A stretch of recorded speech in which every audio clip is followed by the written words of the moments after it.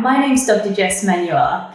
I'm from Tasmania in Australia, and I came to the Implant Ed Surgical Beginner course in Chennai this year in April 2016. I'm a real beginner, as in I haven't even done a surgical extraction before, so I was very, very nervous on coming to this course, but I found the course to be really thorough, really well structured, and really beneficial to my journey into implant dentistry. What I liked the most about the course was the accommodation was great.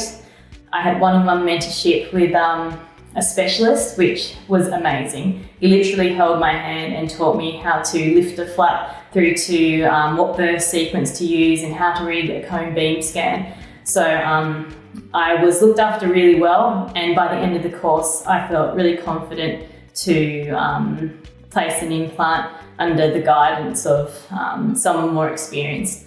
It was a really well-structured course in the way that we went through the cases before we actually did any surgery at all. We looked at the cone beam, and we also looked at the models and discussed all the different burrs that we'd need to use and the implants that would be used, and to me that was all foreign. By the end of the course, I felt a lot more confident.